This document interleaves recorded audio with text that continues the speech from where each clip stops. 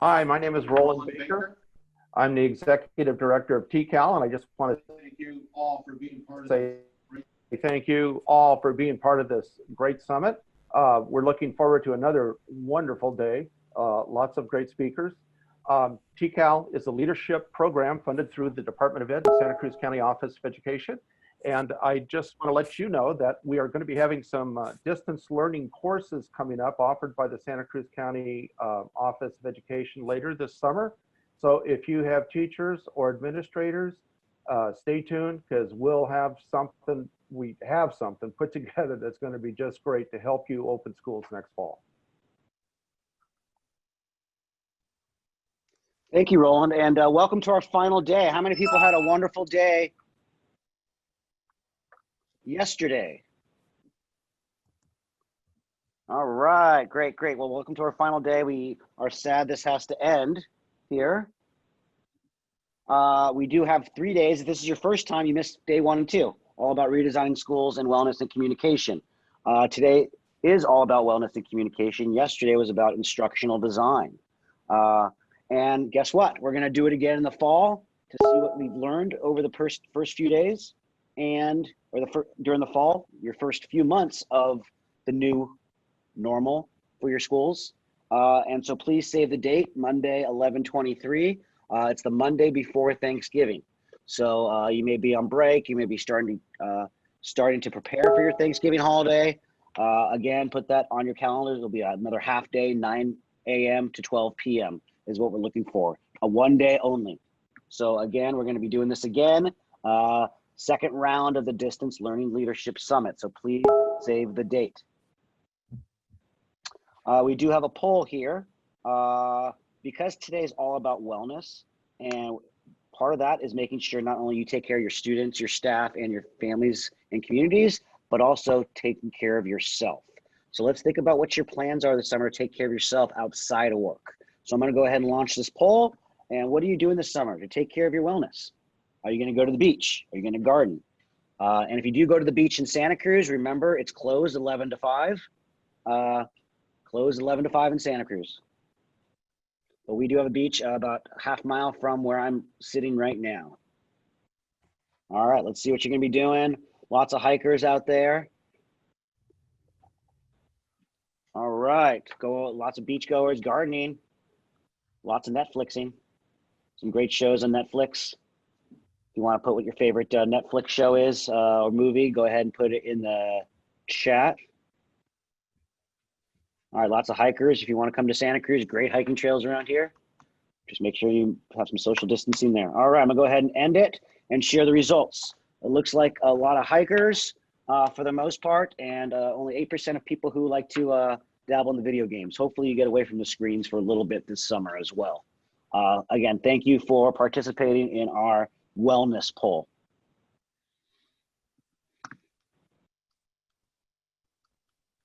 All right, so I'm going to go ahead and go back to the slides here. And I want to quickly give the mic over to TD, Thomas Dixon from Google, to introduce and share Google's resources. Hi, everybody. Good morning. My name is TD from Google for Education. Really excited to be here for day 3, focused on mindfulness and communication.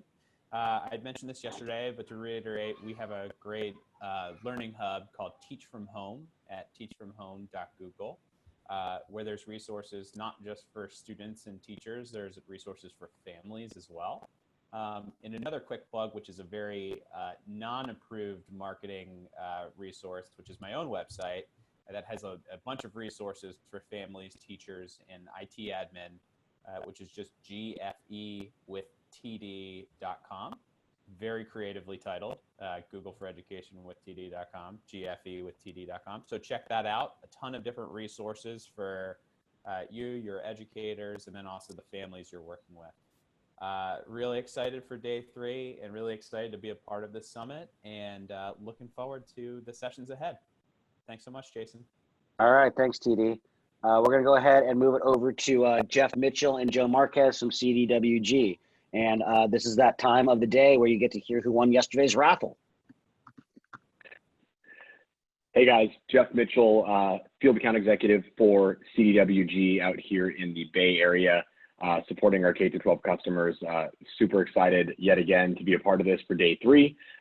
As Jason mentioned, I'm your favorite person today, right? Because I'm the one giving away all the great free stuff. So just wanted to thank our sponsors here. These are just a number of them that helped us put this together, that we're able to kind of pony up for some of the raffle prizes. So wanted to kind of shout some of these guys out. So Jason, thank you for allowing a slide for this.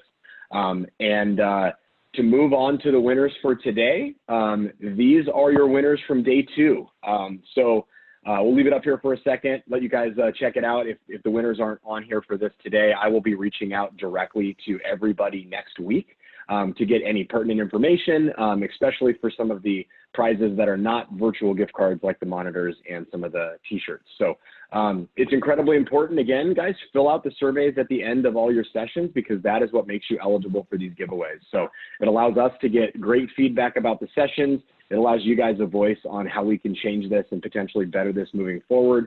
So thank you so much for your feedback. It's incredibly important to us, and we thank you guys for the extra time that you're putting in to provide that. So thank you, and congratulations to yesterday's winners. All right, and we have one more raffle, and we're not going to be announcing those winners only through email. We'll announce those winners. So again, please fill out your evaluations for both sessions today, and there's 2 chances to win. Is anybody actually in our audience today in this raffle list? Go ahead and raise your hand. And let's go ahead and give a round of applause to all the winners. All right, right on. Very cool. All right, with that, Roland already gave the word from TCAL and mentioned the leading edge educator program we're doing for blended teachers, blended learning teachers. This is a known national certification program we're going to be offering in July. So we're going to send an email out with all the details if you have teachers interested, or if you as an educational leader want to join and support your teachers around blended learning. So again, this is going to be an opportunity. This is a completely revised curriculum. If you've seen the leading edge curriculum before, it's completely revised, and we're going to engaging teachers around this certification program.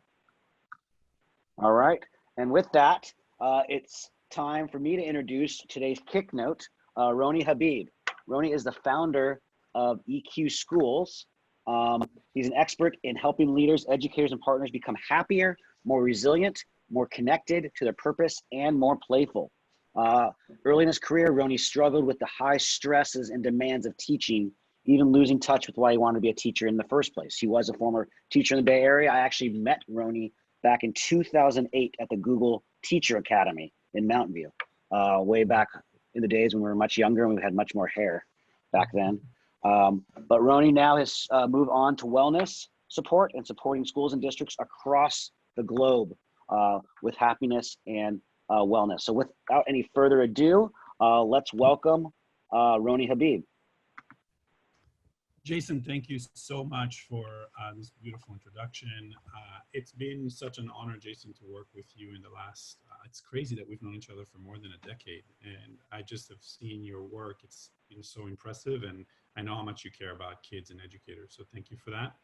I'm going to go ahead and share my screen, everyone. And I also want to just take a moment and, as I do that, thank Ferris and Debbie for being really leaders of leaders and for being such an anchor to all schools in Santa Cruz County, which is where actually I'm from. So if you want to get access to the slides for this kick note, please go to bit.ly/EQ kick note and you'll get all the slides. I just want to take a moment before we start to really just thank you all. Thank you all for what you do.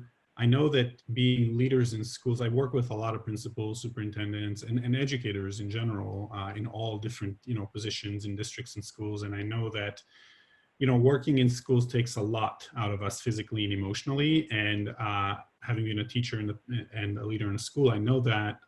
But this year especially, like facing this triple threat of a crisis with the pandemic, the racial injustices, and the budget cuts. It's a lot. And it's just really impressive to me how so many of you have just deployed your team to, for example, give a bunch of meals to the kids who need it the most, deployed thousands of Chromebooks so that kids can learn. And so I just want to share that, like, in my book, you really are heroes. And I know that it might be easy, like, to say, hey, Ronnie, I'm just doing my job, not like, I'm not no hero. But I just want to put out there that, no one else is really answering the call that our communities are asking for in the same way. And so I think it's important that we just take a moment and recognize that.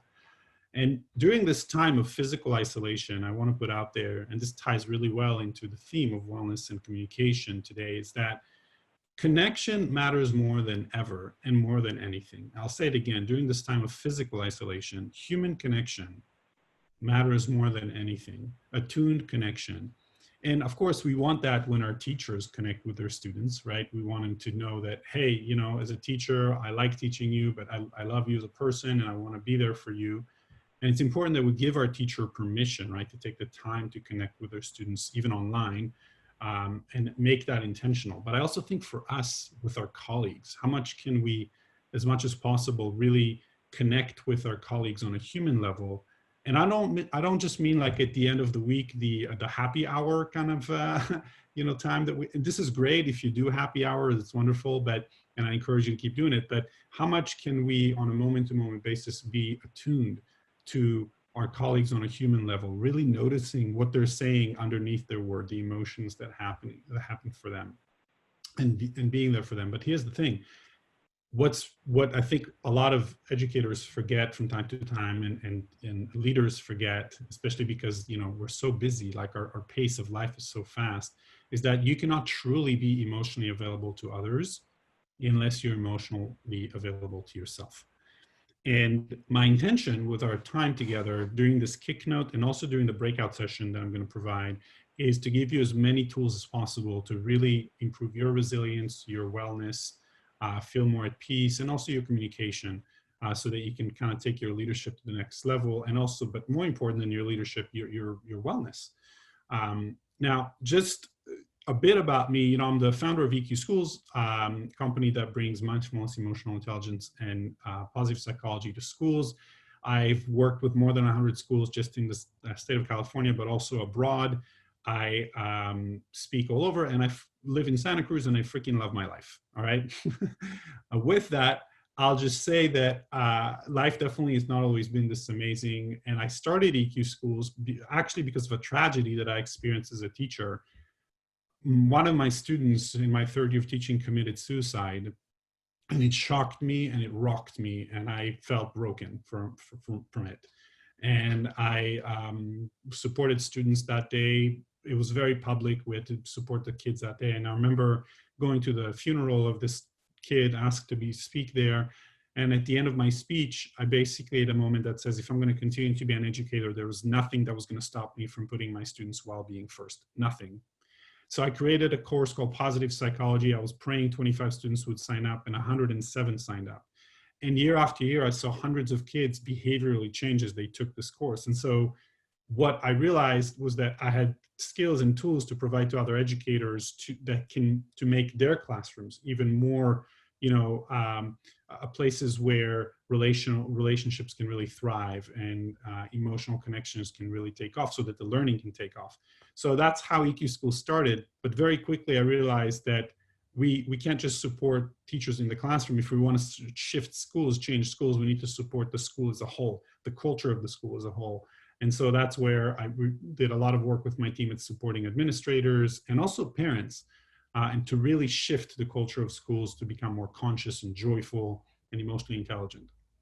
So one thing that's really, really clear, though, to me about the work, as I'm doing more and more of it over the years, is that if we want to prioritize the wellness of our children, especially during this time of crisis, as adults, we need to walk the walk.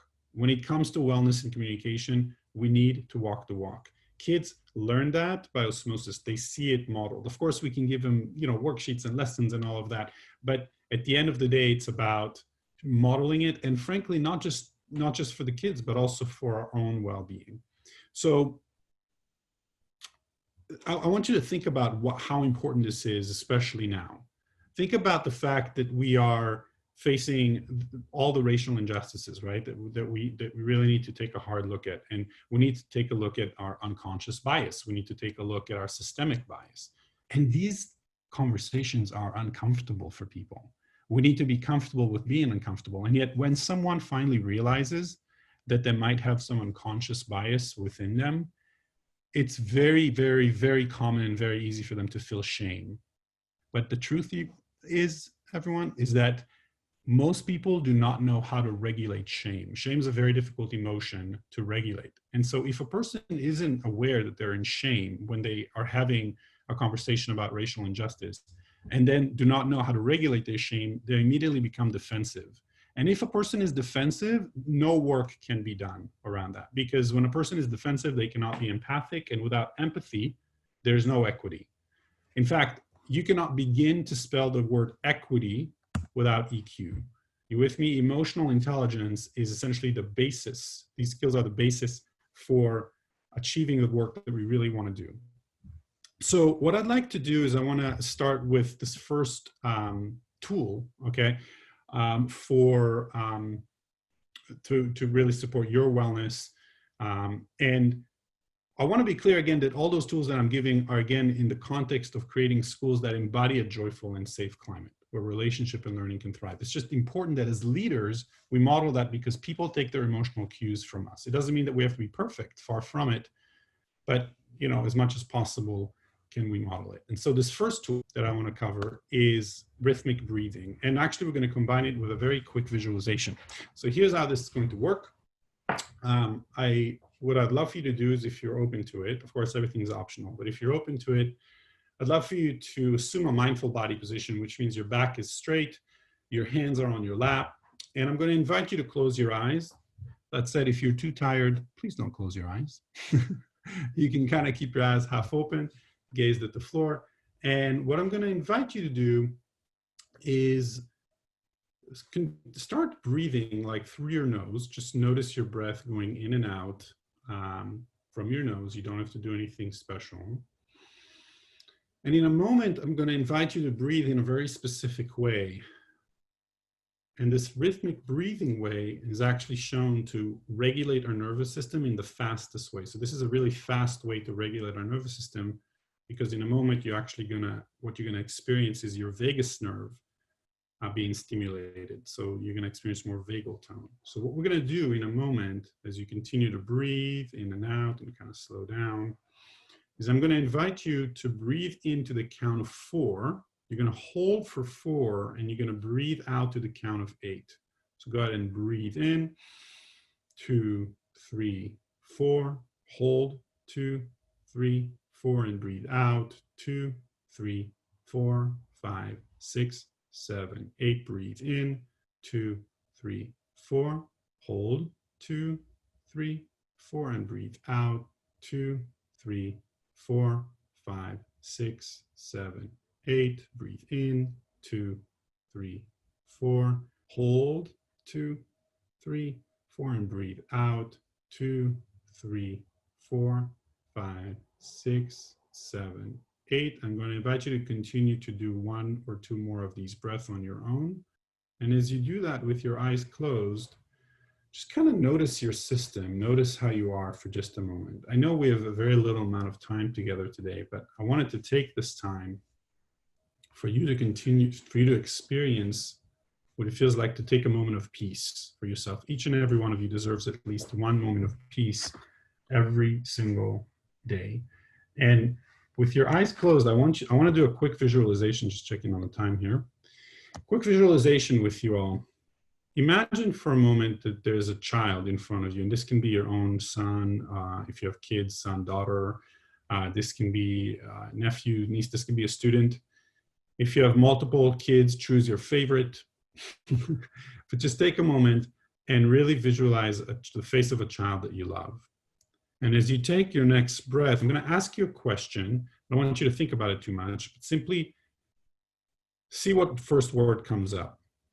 So as you think about this child, this beautiful face that looks at you right now, what do you want the most for this child in their life? First word that comes up. What do you wish the most for them? Go ahead and take a deep breath in. Beautiful. And whenever you're ready, you may open your eyes and go ahead and put on the chat. What word came up for you? What word came up for you? as you put that? What do you want the most for this child?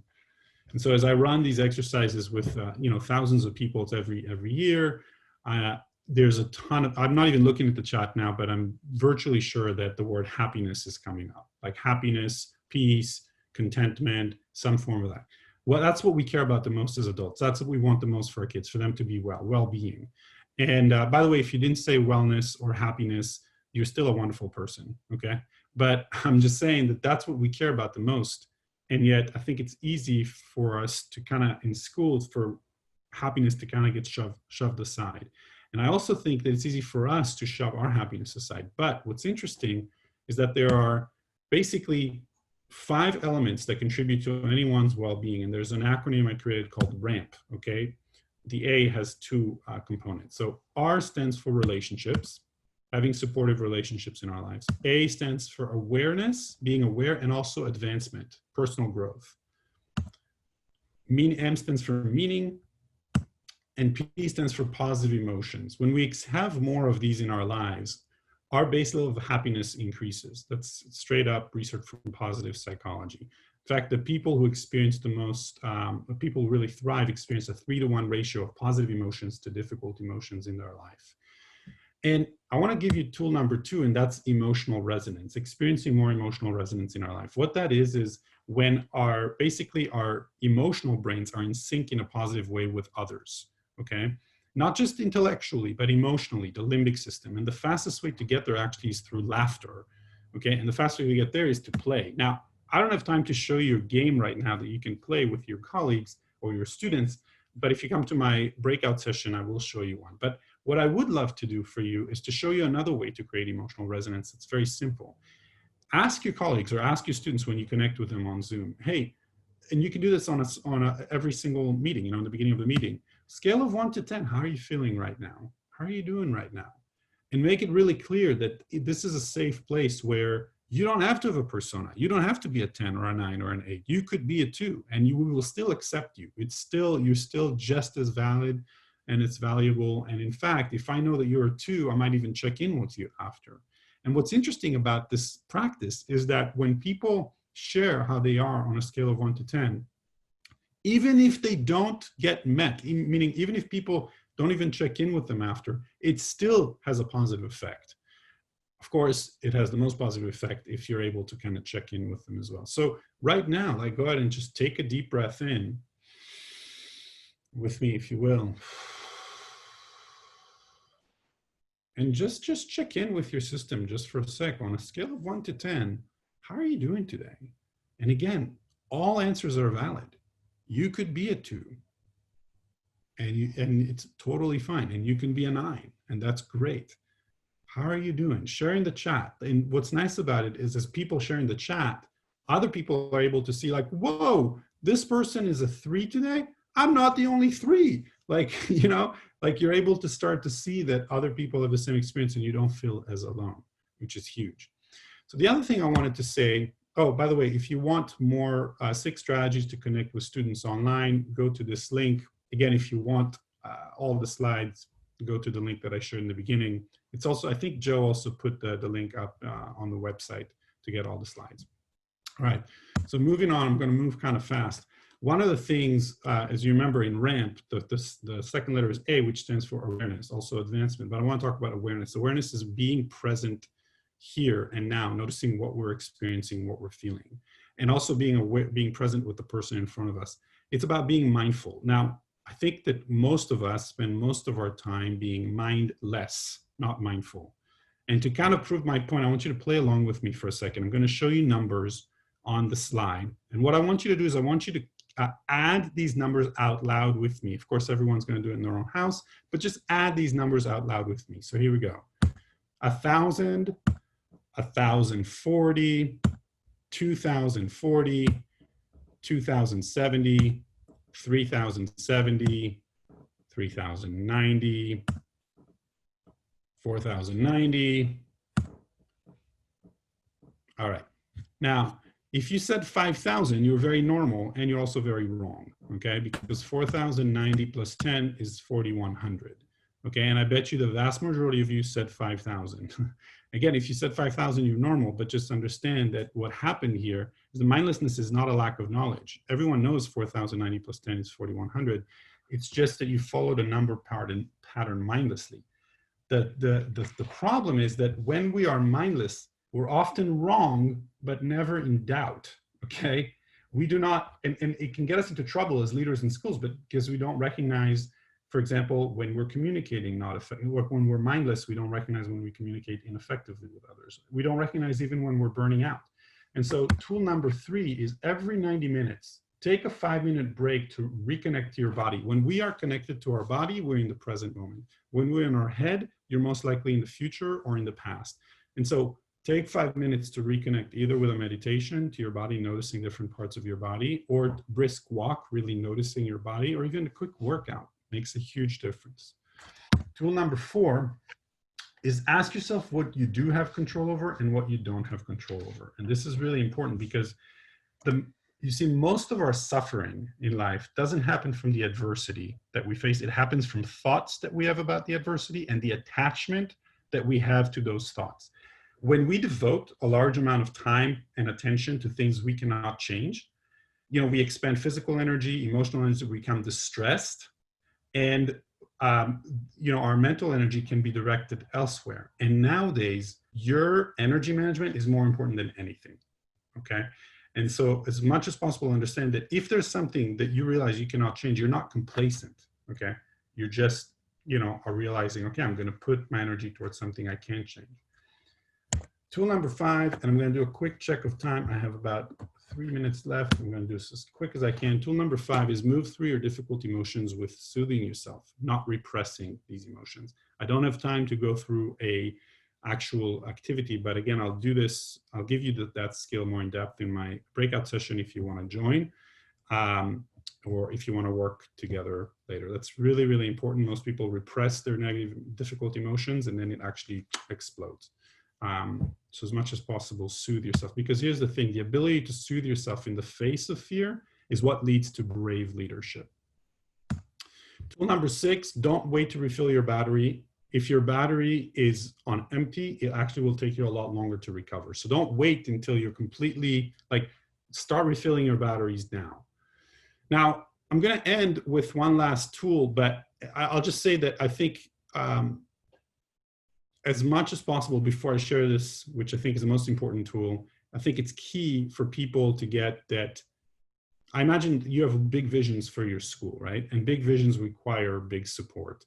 And I know that there's budget cuts and everything. My wish for you and for your students and for the families you serve is that you don't put wellness of your students and your colleagues, the people that you lead, don't put that on the back burner in communication and SEL skills. Don't put that in the back burner. It's going to be so, so important, especially when we come back in the fall. Now, whether it's getting support internally or getting support from an external organization such as EQ Schools, whether it's me, my organizations, or someone else, I just hope that you do get that support. And if you do want to talk to me about exploring the possibility of working together in the fall, I'm ready to work with you all remotely or in person whenever we're allowed to work in person. If you're interested, just go to eqschools.com and click on Let's Talk. So I'll end with the final tool, and I'll share about this in the form of a fable. So there's a, Jason, can I have one more minute? Is that all right? Cool. So there's it's a Native American fable of a grandfather and a grandson. Grandfather walks with the grandson, and they walk on a dirt road.